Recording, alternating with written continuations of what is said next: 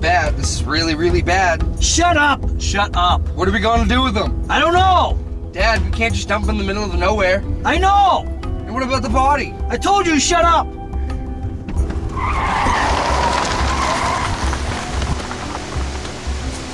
Getting away! I said leave him, let's go! I'll get out of here!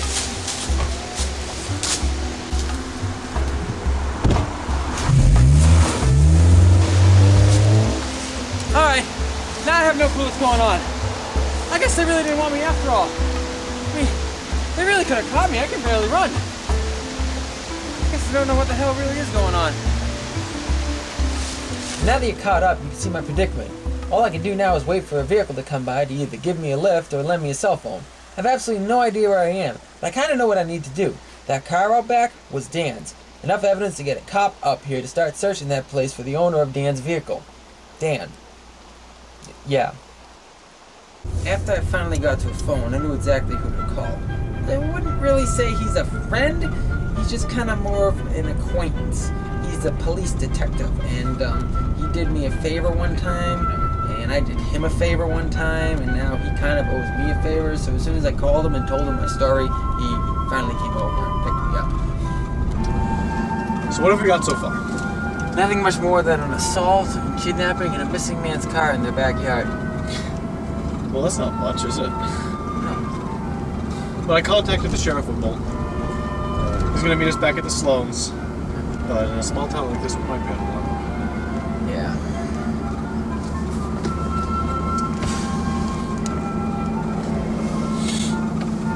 What the heck is that? Hadn't noticed it before. It smells like alcohol. Thanks. Thomas. Have you been drinking? No, but I did have some Coke. What? Soda!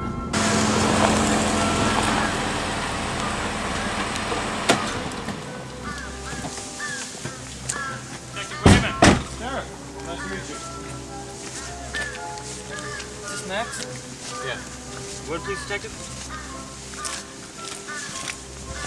You ever get one of those feelings like a bad situation should be ending right now, when in fact it's just getting worse?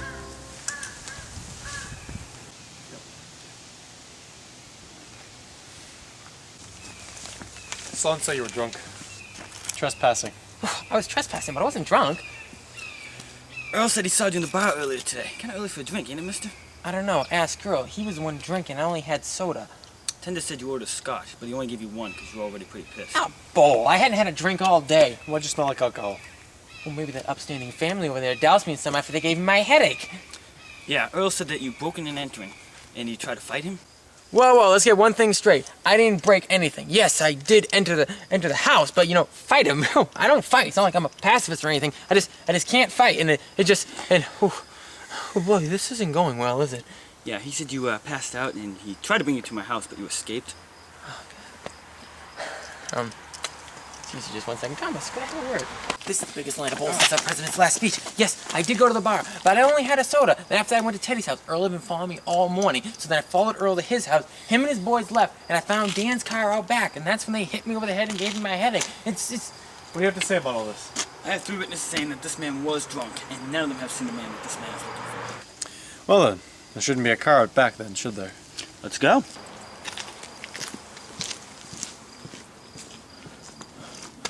Well, I bet you anything you want that that car isn't out there.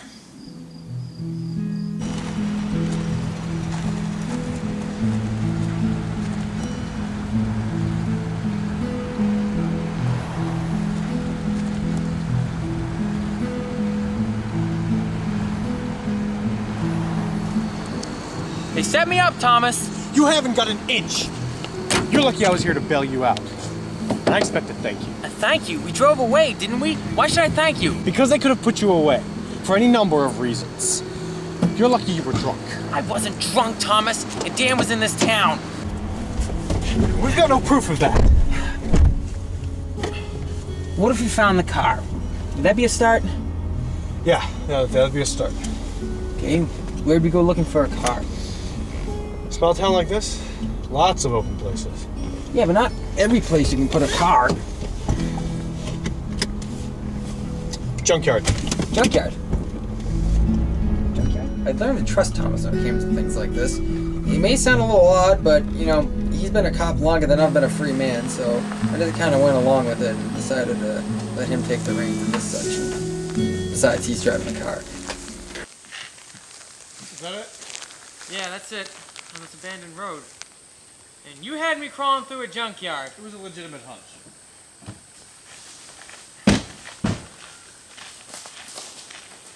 Well, so what do we do now? Get like rubber gloves or something? Grow up, Horatio.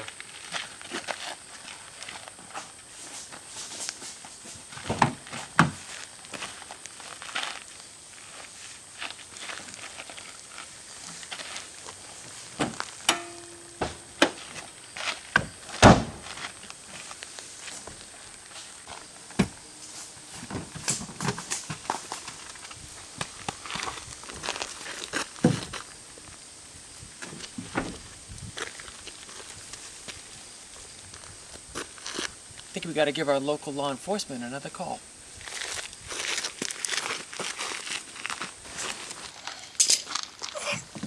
I thought our business was settled. Not quite. Told us Dan Auburn wasn't anywhere in this town. This is a small town. Not many people come for a visit. I could safely say he had nothing to do with 90% of this town, especially with the Salones. What about at the bar? Teddy's not quite reliable. Mitch can't even be sure he saw him. Well, Detective Raven and I just find it odd that we found Dan Auburn's car on an abandoned road in your small town. Doesn't mean much. Oh, I'm sure plenty of people have parked there for the sights. And then He was it's not- in the fraud. He was not here. Found a bag of cocaine. Dan Auburn's car. Is that the kind of problem you're having in this area? This is a clean town. Oh, I'm sure 3 cops can keep an entire town free of drugs. I'm the only law enforcement officer here. You are. He's. Listen, that means that you must have written this. It's a parking ticket from 3 nights ago. The same night Teddy said he saw Dan leave with Stan and Fred Sloan. It's gotta be in your handwriting. Unless, of course, you've got a meter reader. Doesn't seem likely on town this size. So tell me, how much deeper would you like us to investigate this?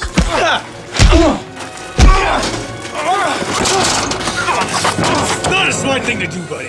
Thanks for the help, Thomas. I thought you had it. Had a fight? When have I ever had fights? I hate fighting. Apparently. You've got some explaining to do, Sheriff. Okay, look. I don't know anything about guy besides that ticket. I owed Earl Sloan a favor, and that was not to push this issue any longer. What did Earl tell you? We were digging a place that he and I wouldn't want to go. Did you get to Mitch and Teddy? No. Earl did. They're all keeping something quiet. I don't know what it is. What's this issue they don't want being pushed? His boys might have been dealing drugs. Might have? Yeah, he hinted it. I can't have this type of problem pop up in town. Besides, Earl said he'd take care of things as long as I kept you out of the way. I got a call from Dan 3 nights ago. Said he was in over his head. He was probably high. When I was in Earl's car, they said they had to get rid of a body, and I thought they meant mine. Dan's? Yeah. We need to find that body before we do anything else. I think I know where to look. Well, I was right.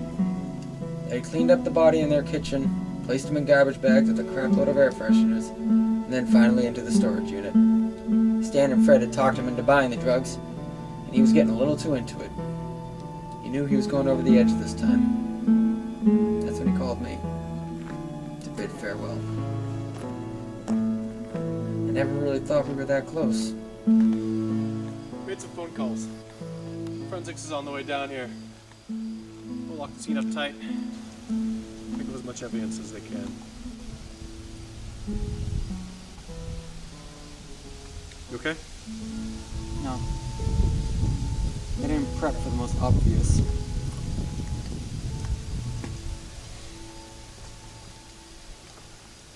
Is Dan always into stuff like this?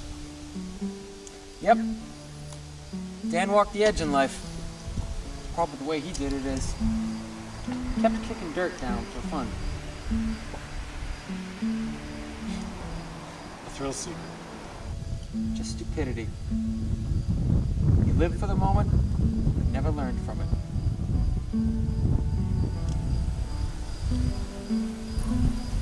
Actually, you don't have to blame yourself for this. This isn't your fault. We all saw the signs, Thomas. And every man was guilty for the good. he doesn't do.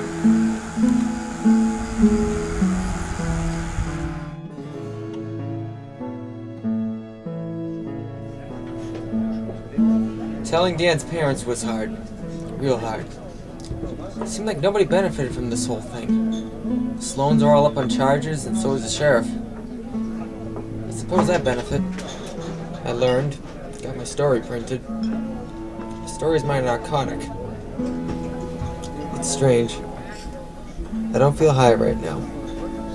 Look, the Times found her in a motel. I sent you on the story 3 weeks ago. What have you turned up? Nothing. You're fired. Bye. So easy with this, Max. Max. What's up, Andy? Look, I liked your story. Had a lot of heart. You're much better than the crap you usually write. Oh, geez, thanks. Yeah, look, I had a hell of a time trying to find you. By the way. My cell was off. You don't have a cell. My wife's off. Look, you want the new job, right? So come by the office tomorrow. We'll talk about it. Have some coffee. But in the meantime, I gotta fly. See you tomorrow at 9. Look, right, Cheryl. Now, who's the father? Yeah, right. Yeah. So they're old man. They say everything happens for a reason. I don't believe that. I believe a good reason can come from every happening. Dan had bad reasoning. It killed him. I may have gotten the job of my dreams because of his demise, but that wasn't my reasoning. Yet somehow I benefited. It's times like these when you look at the fragility of life that you gotta ask yourself, what's the reason?